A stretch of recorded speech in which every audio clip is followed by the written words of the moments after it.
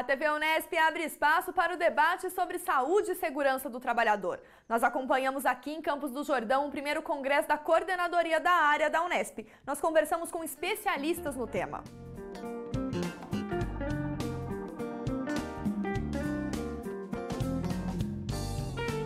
Para compreender como deve ser a valorização do trabalho, nós conversamos com o professor Laertes Nauver, da Escola Politécnica da USP. Laerte, qual que é a importância de se pensar em um ambiente de trabalho adequado para o trabalhador?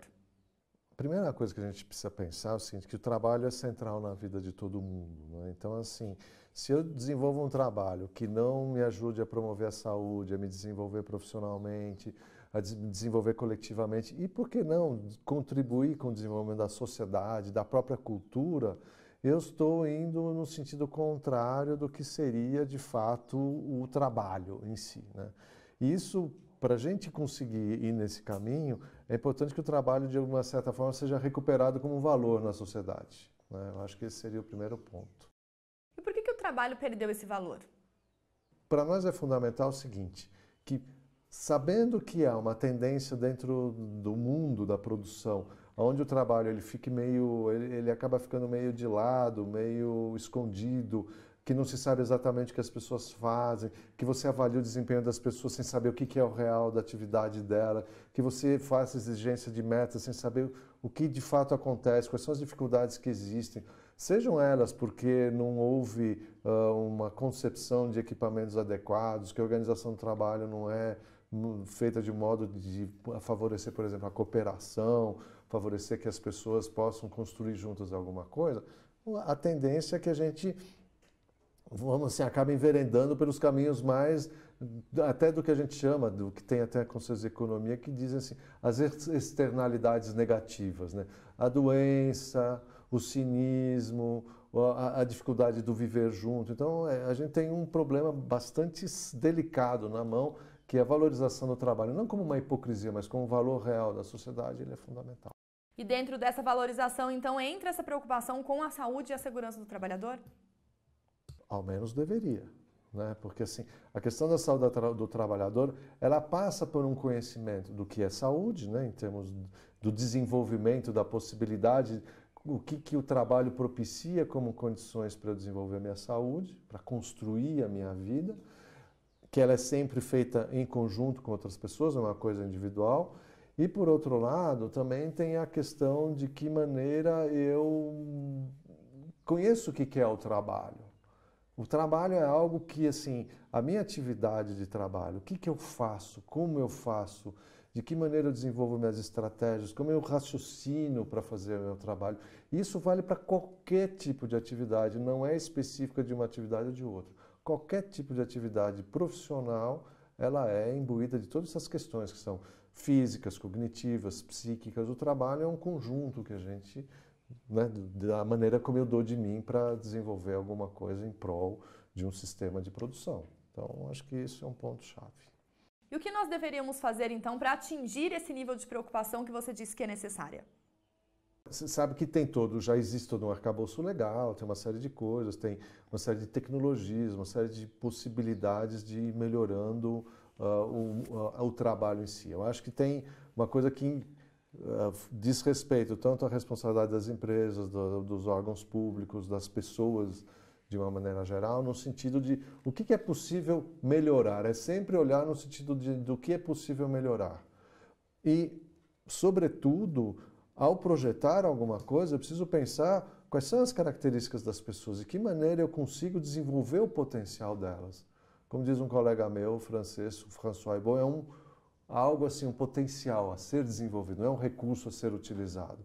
E se a gente pegar, inclusive, o que se fala na psicodinâmica do trabalho, que tem todo um trabalho que vai assim um pouco distinto da ergonomia, mas vai no mesmo sentido de melhorar e transformar o trabalho, a gente pode pegar os ensinamentos do Christophe Dejoux quando fala a importância da centralidade do trabalho no desenvolvimento não só das pessoas, mas da cultura, como diria o nosso antigo e presente Sigmund Freud também.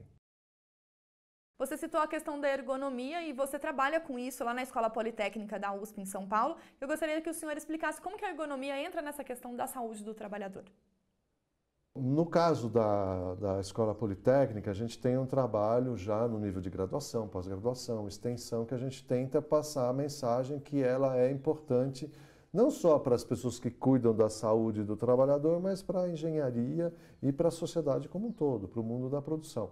Então, assim, dizer que a gente tem, vamos dizer assim, bastante sucesso seria ser um pouco otimista demais, mas eu acho que tem cada vez mais sendo discutida a questão, até porque a questão do trabalho não é só uma questão de chão de fábrica, todo mundo trabalha.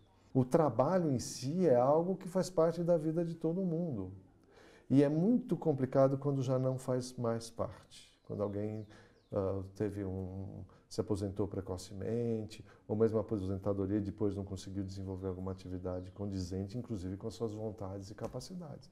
Então, assim, agir no mundo é fundamental para a nossa saúde. E quais são as condições que a gente tem para tal?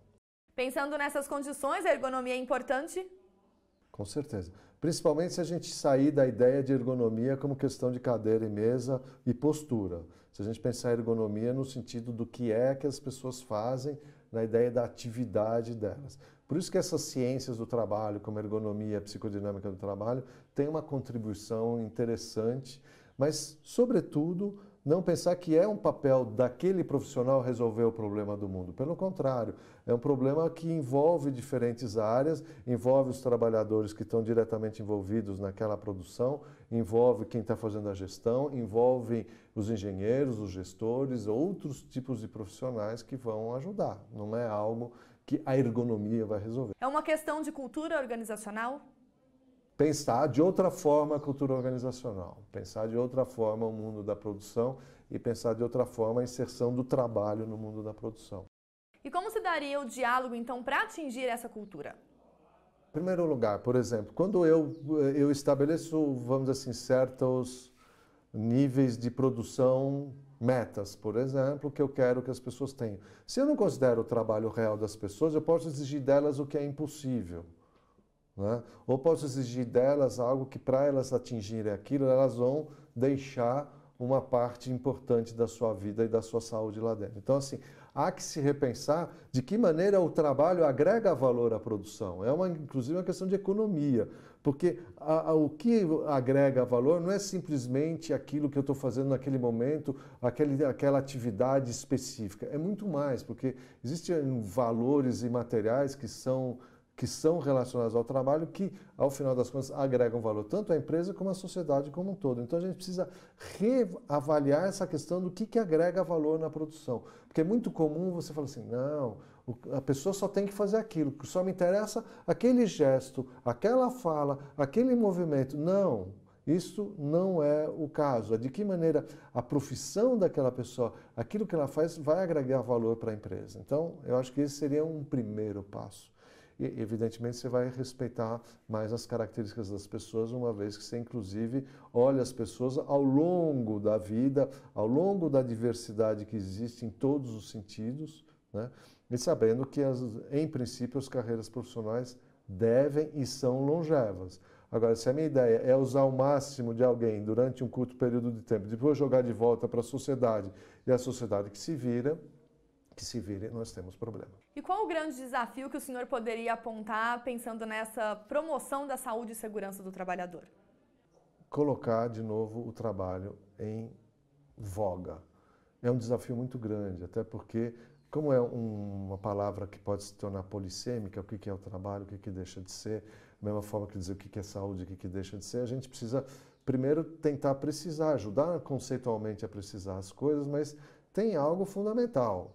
Se o trabalho está em cena de novo, e não importa de quem é o trabalho como um valor, a gente sai de uma única racionalidade que é a predominante no mundo da produção, que é instrumental estratégica, basicamente é isso. De que maneira, com tais recursos, eu chego em tal objetivo, e colocar outras questões como a veracidade no sentido da racionalidade comunicacional, os valores no sentido da racionalidade axiológica e a questão da subjetividade, que é uma questão mais da racionalidade que a gente chama apática ou subjetiva, que é a relação entre os desejos, as questões que as pessoas se colocam, o que elas têm tanto de facilidades como dificuldades para se inserir no mundo da produção e do trabalho. Que nós possamos, então, ter cada vez mais essa valorização do trabalho para todo ser humano. Muito obrigada, Laerte, por sua participação. Obrigado você. Valeu. O trabalho como um valor é direito de todo ser humano. Acompanhe a discussão sobre ambiente de trabalho aqui na TV Unesp.